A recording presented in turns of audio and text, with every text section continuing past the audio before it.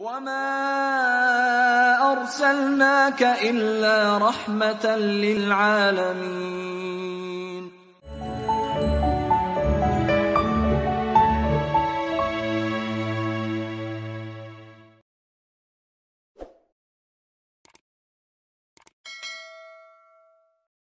Assalamualaikum warahmatullahi wabarakatuh. Alhamdulillah, la hawla wa la quwwata illa billahil aliyyil azim, allazi birahmatihi nastaghis wa yuslih lana sya'nana kullahu wa la yakilna ila anfusina tarfata ain. Asyhadu an la ilaha illallah wa anna Muhammadan abdullahi wa rasuluh. Allahumma salli wa sallim ala al-habibil mustafa imamil muttaqin khairu man tawakkala ala rabbih wa ala ashabihil akhyar wa ala sairi ummatihi allazina nahaju nahjah ila yaumiddin, amma ba'd. Sahabat sekalian yang saya muliakan, berbahagia sekali pada kajian The Living Sunnah yang kedua. Kita akan membahas mengenai dimensi maknawi dan praksis dari tawakal yang pada waktu lalu telah kita bahas di sesi yang pertama. Sahabat sekalian, jangan pernah lupa bersyukur kepada Allah Subhanahu wa Ta'ala yang dengan rahmatnya, kasih sayangnya yang maha luas, kita selalu memohon agar diberikan perlindungan oleh Allah Subhanahu wa Ta'ala, memperbaiki segala keadaan kita, keadaan dunia, keadaan akhirat kita, keluarga kita, umat dan bangsa kita ini. Sebagaimana juga kita berharap kepada Allah Subhanahu wa Ta'ala agar Allah tidak sekejap mata pun menyerahkan jiwa kita kepada diri kita masing-masing yang sangat lemah ini. Selawat dan salam semoga terus tercurahkan atas junjungan kita, tauladan kita, kekasih kita, penyejuk mata kita, pemimpin orang-orang yang bertakwa, Nabi Muhammad sallallahu alaihi wasallam beserta keluarga beliau yang mulia, para sahabat yang tangguh berjihad di jalan Allah, serta seluruh umatnya yang senantiasa istiqamah di jalan risalah yang beliau ajarkan. Sahabat sekalian yang saya muliakan, saya sangat tertarik dengan satu tulisan yang dapat membantu kita memahami secara holistik, ya, secara menyeluruh, apa makna dari konsep tawakal yang diajarkan di dalam agama kita. Pemahaman secara makna ini sangat penting agar kita tidak salah di dalam menurunkannya pada tataran praktis kehidupan kita sehari-hari. Pemahaman tawakal secara maknawi, kita akan berselancar di samudra ayat-ayat Al-Quran yang sempat saya catat di sini. Yang pertama, kita berangkat dari surat Al-Anfal ayat yang ke-49. A'udzubillahi minasyaitonirrajim. Wa man yatawakkal 'alallahi fa innallaha 'azizun hakim. Dan siapapun yang bertawakal kepada Allah, maka sesungguhnya Allah maha perkasa dan maha bijaksana. Ada dua kata kunci di dalam ayat ini dalam konteks tawakal, dan keduanya berkaitan dengan asma dan sifat Allah Subhanahu wa taala, yaitu Azizun Hakim, yang maha perkasa, yang maha bijaksana. Dari asma Allah Aziz, kita mengambil suatu makna Al-Izzah, yaitu suatu sifat kemahaperkasaan Allah Subhanahu wa taala yang memiliki konotasi keagungan dan kekuatan yang tak akan terjangkau. Sebab itu di dalam ayat yang lain, An-Nisa 139, alladzina yattakhidhunal kafirina awliya'a min dunil mu'minin ayabtaghuna 'indahumul 'izzah fa innal 'izzata lillahi jami'a. Orang-orang yang menjadikan orang-orang yang kafir sebagai pemimpin dan sahabat setianya dengan meninggalkan orang-orang yang beriman, apakah mereka orang-orang beriman itu mencari dari sisi mereka suatu keagungan, satu kekuatan? Padahal sesungguhnya, kata Allah, semua bentuk kekuasaan dan keagungan itu hanyalah milik Allah Subhanahu wa ta'ala. Jadi sahabat sekalian, di dalam bertawakal, apa yang dimaksud dengan izzah itu harus menjadi suatu pandang kita, menjadi perspektif kita yang kemudian melahirkan suatu energi batin bahwa kita tidak pernah diizinkan oleh Allah Subhanahu wa taala untuk mencari sandaran kekuasaan kepada siapapun. Mengapa demikian? Allah sendiri yang menyatakan fa innal izzata lillahi jami'a. Ya, semua bentuk kekuasaan, keagungan, kemahaperkasaan itu milik Allah Subhanahu wa taala. Karena itu pula sahabat sekalian, di dalam surat Al-Munafiqun ayat yang ke-8 Allah menyatakan, ya, walillahil izzatu walirasulihi walil mu'minin.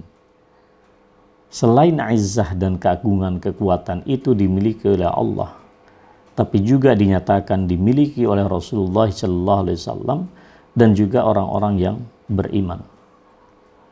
Sebagaimana juga dinyatakan dalam surat Fatir ayat ke-10, man kana yuridul izzah falillahil izzatu jami'an. Yang ingin mencari apa yang disebut dengan izzah, kekuasaan, kekuatan dan seterusnya, itu Allah yang memiliki. Dan Allah akan menganugerahkan kekuatan, kekuasaan itu kepada siapapun yang Dia kehendaki. Hakim, maha bijaksana. Dari situ kemudian kita mengambil satu konsep hikmah. Hikmah ini kalau diterjemahkan secara bahasa, ya, umumnya kita memahaminya sebagai kebijaksanaan.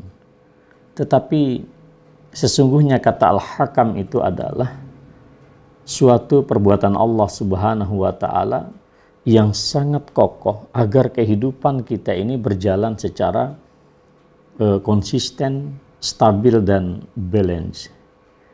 Jadi kalau saya misalnya memiliki seekor kuda, lalu kemudian kuda ini agar tidak liar berjalan begitu, saya ikat gitu ya, saya ada punya tali begitu, dan ketika dia ke kiri, condong ke kiri, saya tarik ke kanan, begitu selanjutnya.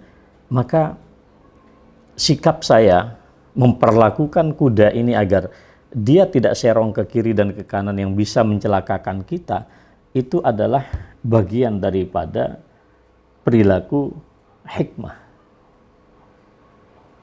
Maka kalau Allah Subhanahu wa ta'ala, ya, menentukan suatu takdir di dalam kehidupan kita, semuanya itu syarat dengan nilai-nilai hikmah.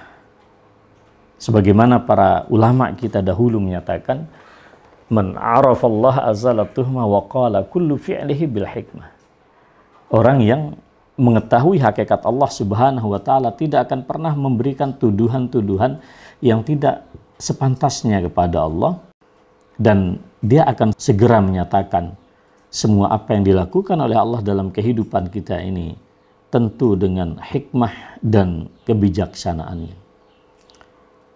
Karena itu sahabat sekalian yang saya muliakan, ketika Allah menyatakan juga di dalam surat Al-Baqarah, annal quwwata lillahi jami'an, bahwasanya kekuatan itu hanya milik Allah semuanya.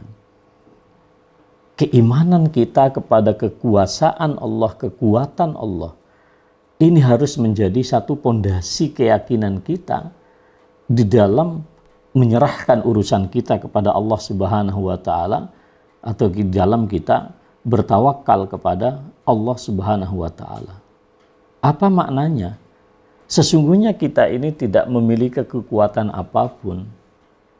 Kita tidak memiliki satu daya upaya. Kita ini adalah makhluk yang sangat lemah di hadapan Allah Subhanahu wa taala. Bahkan Rasulullah mengajarkan kita berdoa, ya Allah, jangan serahkan diriku pada jiwaku yang sangat lemah ini. Torfata'in, meskipun sekejap mata. Mengapa? Karena kekuatan dan segala kekuatan itu hanya dimiliki oleh Allah Subhanahu wa taala. Dan Allah memperlakukan ini semua dengan satu sifat dan asma beliau, yaitu adalah al-hikmah tadi. Ayat kedua sahabat sekalian, Qul huwa rabbi la ilaha illa huwa alaihi tawakkaltu wa ilaihi matab. Dalam konsep takwa itu, surat Ar-Ra'd ayat 30 mengajarkan kita bahwa hanya kepada Allah lah kita bertaubat. Bertaubat itu artinya kita kembali kepada Allah setelah terlalu lama kita meninggalkan titik koordinat kehambaan kita, kemanusiaan kita dari Allah Subhanahu wa taala. Sehebat apapun manusia, bisa terbang di udara, bisa menyelam di lautan, bisa berjalan di permukaan bumi ini, mendaki gunung dan seterusnya. Tapi harus ada suatu keyakinan bahwa titik kita kembali itu adalah Allah Subhanahu wa taala yang maha kuasa untuk mengatur kehidupan kita ini dengan segala kemahalembutan Allah Subhanahu wa taala.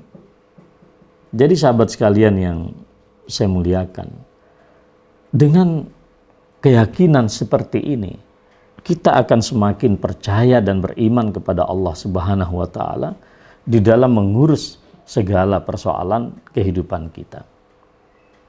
Ayat yang ketiga sahabat sekalian, fa in tawallau faqul hasbiyallah la ilaha illa huwa alaihi tawakkalt wa huwa rabbul arsyil azim. Kalimat yang ingin saya garis bawahi adalah wa huwa rabbul arsyil azim. Ada kata arsy di situ yang sering diterjemahkan sebagai sebuah singgasana. Arsy itu adalah sesuatu yang diciptakan oleh Allah Subhanahu wa taala. Bahkan juga dinyatakan dalam surat Al-Haqqah ayat ke-17, wa yahmilu arsya rabbika fawqahum yawma idzin tsamaniyah.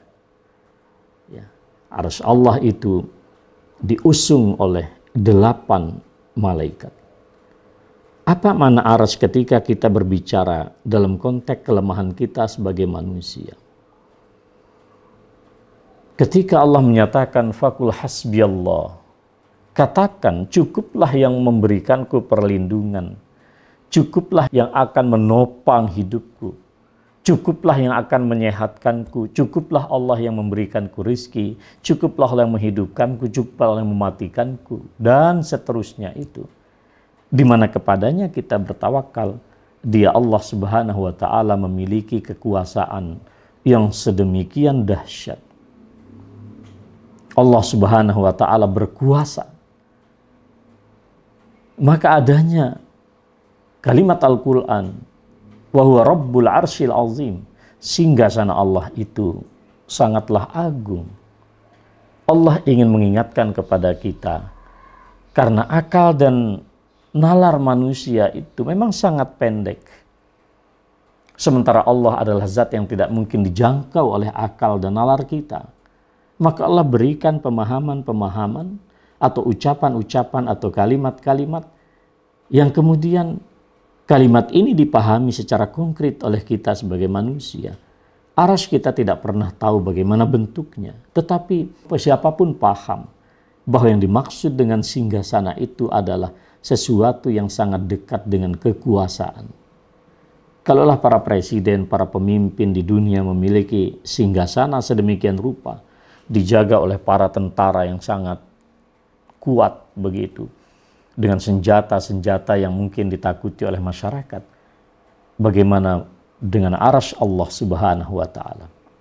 Allah ingin mengatakan kepada kita, jangan sampai kekuasaan Allah itu hanya sesuatu yang abstrak. Tetapi Al-Quran ini, At-Taubah ayat 129, memberikan informasi kepada kita, arsy Allah itu adalah sesuatu yang nyata. Jangan pernah ragu menyandarkan urusan kepada Allah. Ayat yang keempat, wa tawakkal 'alal hayyil ladzi la yamut wasabbih bihamdi. Ayat yang keempat, wa tawakkal 'alal hayyil ladzi la yamut wasabbih bihamdi. Al-Furqan ayat 58. Bertawakallah kepada Allah, zat yang maha hidup dan tidak mati. Sucikan Allah, bertasbihlah kepada Allah dengan memujinya. Ada makna yang sangat menarik sahabat sekalian. Ketika kita menyerahkan urusan kita kepada Allah, kita wajib meyakini yang kita pasrahi urusan ini adalah zat yang maha hidup, Al-Hayy. Ini memberikan suatu makna, ada interaksi yang sangat positif antara Allah sebagai pelindung kita, sebagai yang menjaga kehidupan kita, yang mencukupkan segala hajat kehidupan kita, dengan kita sebagai hamba Allah yang sama sekali tidak memiliki daya upaya di dalam kehidupan ini. Adanya interaksi positif yang sangat dekat antara Allah Subhanahu wa Ta'ala dengan kita sebagai seorang hamba. Ini memberikan satu pesan kepada kita. Allah itu bukanlah zat yang tidak pernah eksis di dalam kehidupan kita. Bahkan Allah kemudian menyatakan di dalam Al-Quran surat Qaf ayat 16. Ya. Wa nahnu aqrabu ilaihi min hablil warid. Kami lebih dekat daripada urat leher seorang manusia. Lebih dekat Allah kepada kita daripada urat leher kita sendiri. Allah ingin mengatakan kepada kita, Allah ini dekat. Allah maha hidup. Jangan pernah ragu menyerahkan urusan kepada Allah Subhanahu wa Ta'ala. Wa idza sa'alaka ibadi anni fa inni qarib. Hai Muhammad, jika hambaku bertanya tentang diriku, katakan kepada mereka, aku ini sangat dekat. Yang kedua, la yamut. Ini kata kunci yang kedua.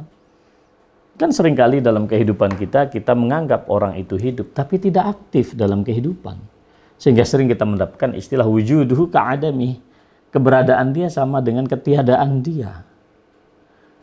Na'udzubillah, jangan sampai sikap mental seperti ini kita hadapkan kepada Allah. Ketika Allah kita yakini sebagai zat yang maha hidup dan menghidupkan, zahiran wa batinan, jangan sampai ada pemahaman seolah-olah Allah mengabaikan hidup kita dengan satu diksi, allazi la yamut. Zat yang maha hidup ini tidak mati. Karena banyak manusia yang hidup di antara kita, tapi dia absen di dalam memberikan pertolongan kepada saudaranya sendiri. Ada banyak orang tua bahkan dia hidup, tapi dia abaikan anak-anaknya. Ada ibu hidup, tapi tidak peduli dengan anak-anaknya. Bahkan ada para pemimpin hidup, gagah perkasa, dikawal oleh para pengawal dan pasukan, tetapi tidak pernah hadir di dalam hati masyarakat. Dia hidup, tapi faktanya adalah dia mati. Dalam konteks kita berhubungan dengan Allah, yakin kita Allah, huwal hayy, Allah yang maha hidup, la yamut, tidak mati. Ini memberikan satu makna betapa indah relasi kita dengan Allah Subhanahu wa Ta'ala. yang menopang hidup kita, menjaga hidup kita, sehingga kita tidak ragu di dalam memasrahkan hidup kita kepadanya, bertawakal kepada Allah. Ayat yang kelima, sahabat sekalian, Rabbul masyriqi wal maghribi la ilaha illa huwa fattakhidhu wakila. Ini Al-Muzammil ayat yang 9. Allah yang menguasai timur dan barat. Ya. Jadikan Allah ini sebagai tempat kita bersandar. Tidak ada Tuhan yang pantas disembah kecuali Allah Subhanahu wa ta'ala. Sahabat sekalian, kalimat Rabbul Masyriqi wal Maghrib ini memberikan satu pesan moral kepada kita. Kemanapun Anda berjalan di muka bumi ini, Anda terbang di ketinggian angkasa, Anda menyelam di kedalaman lautan dan samudera, Anda berjalan ke utara, ke selatan, ke timur, ke barat, Allah tidak pernah meninggalkan Anda. Mengapa? Kebersamaan Allah tidak pernah terhalang dengan waktu dan tempat. Karena Allah adalah zat yang tidak akan pernah dijangkau. Adanya waktu, adanya ada tempat, itu karena keterbatasan kita sebagai makhluk yang sangat lemah ini. Maka Allah menyatakan, dialah Allah yang menguasai timur dan barat. Artinya apa? Jangan pernah ragu menyerahkan urusan kepada Allah.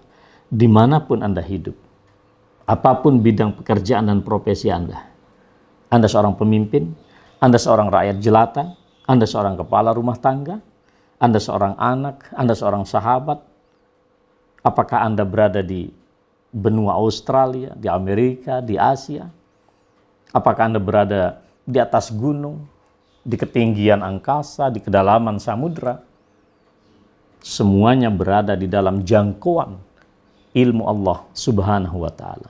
Maknanya, jangan pernah ragu di dalam menyerahkan urusan kepada Allah Subhanahu wa ta'ala.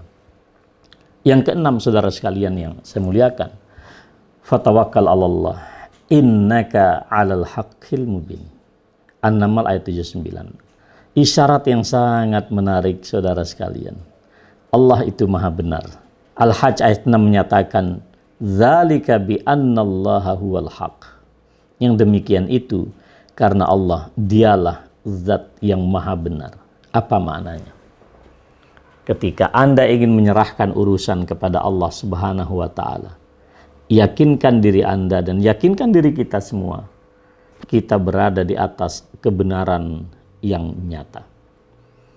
Jangan pernah menyerahkan urusan kepada Allah, sementara Anda dalam, na'udzubillah, kenyataan membangkang, nyaman di atas kebatilan, bahkan menentang ajaran-ajaran Allah Subhanahu wa ta'ala. Di dalam bertawakal kepada Allah, kita harus yakin kita sedang berada di atas jalan yang lurus. Na'udzubillah, kita bukan di atas jalan penyimpangan. Sahabat sekalian yang saya muliakan, ini adalah dimensi maknawi di dalam memahami tawakal dalam kehidupan kita sehari-hari. Maka ketika kita membaca hadis Rasulullah sallallahu alaihi wasallam, idza kharaja ar-rajulu min baitih, jika seorang keluar dari rumahnya, faqal, lalu dia mengucapkan bismillah dengan nama Allah, tawakkaltu 'ala Allah, saya bertawakal kepada Allah, la haula wala quwwata illa billah, tidak ada daya upaya dan kekuatan kecuali dengan Allah Subhanahu wa ta'ala. Yuqalu hina izin, ada suara yang menyaut pada saat itu, hudit, sungguh engkau telah mendapatkan hidayah, wa kufit, sungguh engkau telah dicukupkan, wa wuqit, sungguh engkau telah dilindungi, fatanahhalahu syayatin, lalu setan-setan itu berhamburan menjauhi dia. Fayaqulu syaitanan akhar, lalu di antara setan itu satu sama lain berkata, kaifalaka birajulin, wahai setan, sahabatku, apalagi kekuatanmu untuk menggoda seseorang, qad hudiya, yang telah diberikan petunjuk oleh Allah, wa kufiya, telah dicukupkan oleh Allah, wa wuqiya, dan telah diberikan perlindungan oleh Allah Subhanahu wa ta'ala. Di dalam kitab Dalilul Falihin yang mensyarah hadis-hadis yang ada di dalam kitab Riyadhus Shalihin, pada jilid 1 halaman 203 dinyatakan di sini, hudita wa kufita wa wuqit, engkau telah diberikan petunjuk dan engkau telah dicukupkan dan engkau telah diberikan perlindungan. Kata penulis kitab ini, bisti'anatika bismih, dengan engkau meminta pertolongan kepada Allah, meminta pertolongan dengan keberkahan namanya, wa tahassunika bih, engkau juga minta perlindungan kepada Allah Subhanahu wa ta'ala, hudita lis-siratil mustaqim, sungguh engkau telah diberikan petunjuk kepada jalan yang lurus, wa kufita kulla muhimmin dunyawiyin wa ukhrawiyin, dan engkau telah dicukupkan oleh Allah Subhanahu wa ta'ala segala kepentinganmu, baik itu menyangkut kepentingan dunia ataupun kepentingan akhirat. Wa wuqit, apa artinya engkau telah diberikan perlindungan? Ai hufizta min syarri kulli adwin, engkau telah dijaga dari keburukan setiap musuh.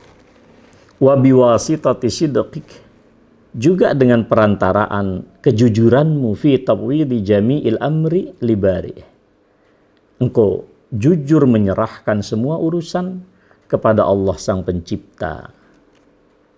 Wa salbikal haul wal quwwah an kulli ahad, dan kita sudah rela untuk menafikan bahwa tidak ada yang memiliki daya, upaya, dan kekuatan di dalam menjalankan urusan-urusan kita ini kecuali kepada Allah Subhanahu wa ta'ala.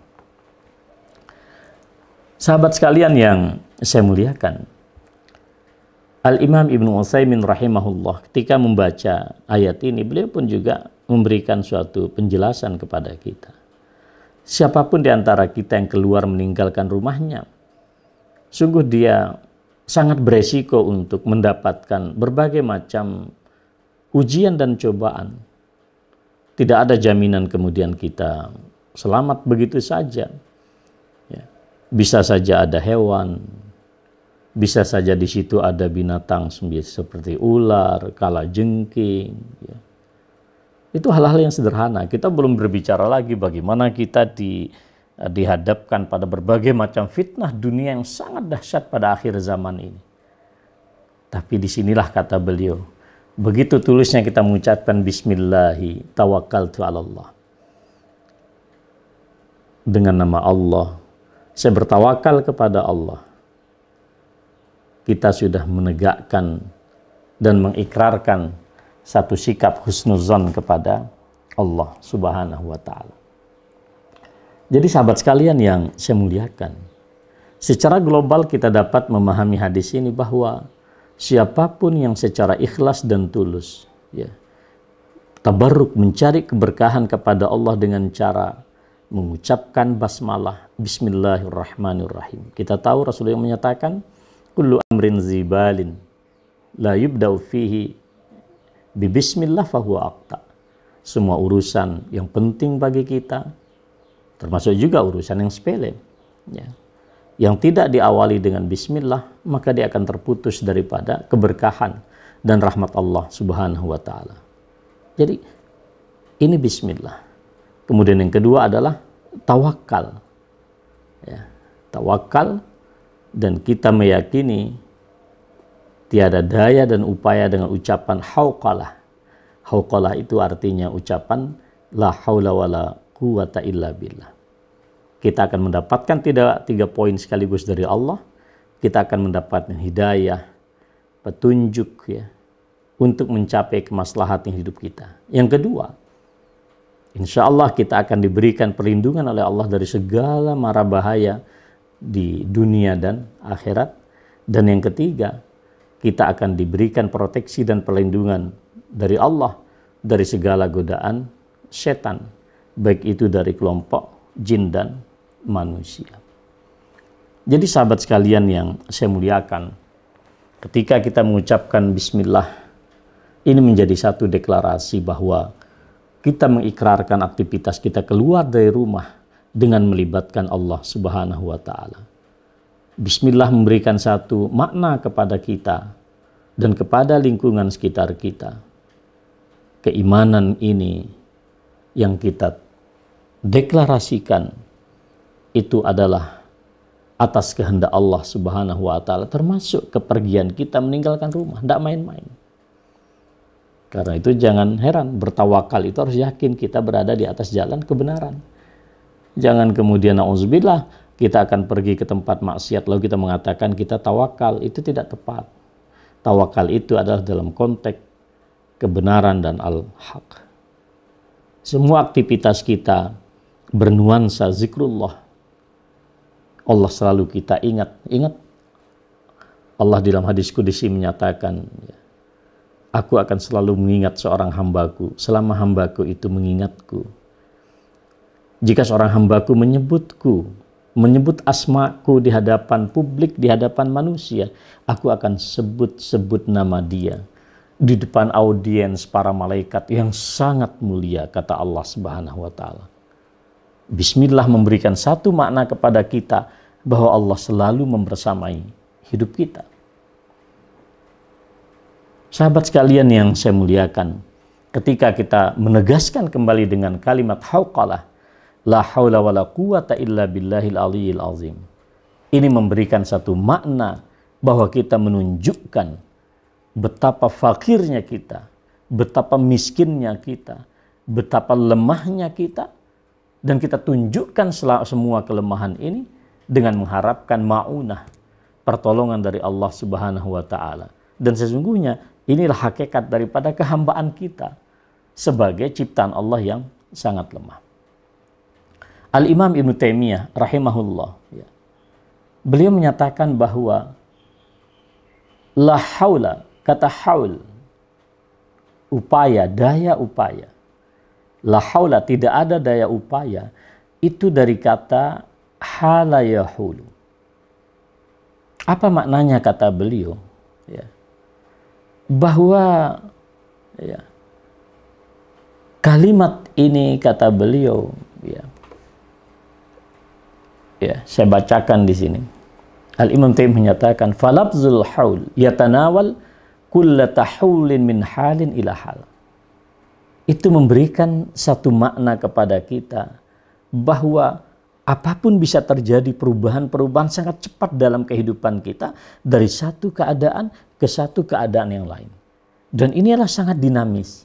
Nah, dalam menghadapi dinamika kayak begini, dari satu dinamika ke dinamika yang lain, dari satu waktu, lompatan waktu yang lain, dari satu tempat ke tempat yang lain, kita betul-betul menafikan kuasa kita atas diri kita di dalam menjalani semua ini. Dan semua ini tidak akan terjadi, sesuatu yang sangat dinamis dalam hidup kita tidak akan pernah terjadi kecuali dengan izin Allah dan kekuasaan Allah Subhanahu wa taala. Karena itulah kita harus kembali kepada Allah. Mendalam sahabat sekalian pesan yang disampaikan oleh Al-Imam Ibnu Taimiyah.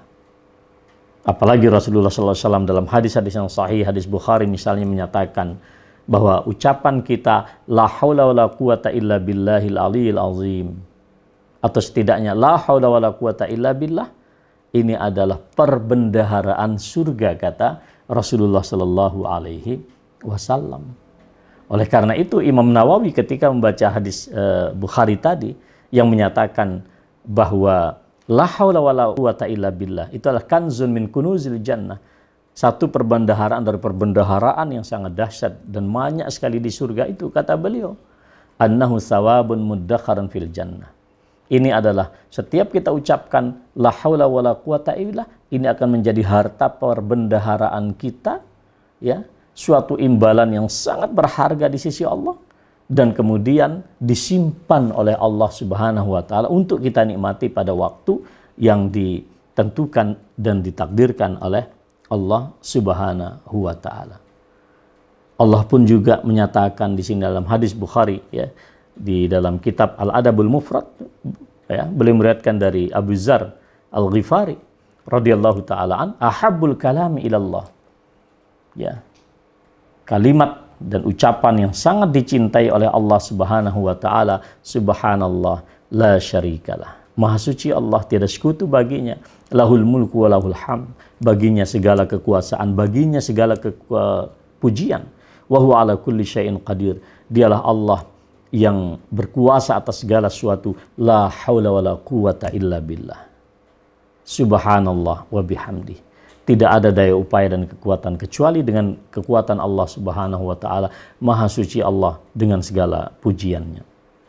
Sahabat sekalian yang saya muliakan, dengan demikian kita memahami dengan sebaik-baiknya konsep tawakal yang diajarkan Islam, bukan konsep yang sederhana, tetapi suatu konsep yang pelaksanaannya itu sangat sederhana, tetapi mengandung makna dan ajaran yang sangat holistik, menyeluruh. Segala aktivitas nafas kehidupan kita ada di dalam naungan la haula wala quwata illa billah.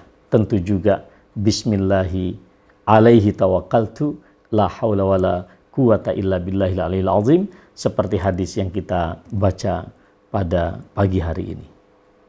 Demikian sahabat sekalian, nasrun minallahi fathun qarib wa basyiril mu'minin. Wassalamualaikum warahmatullahi wabarakatuh.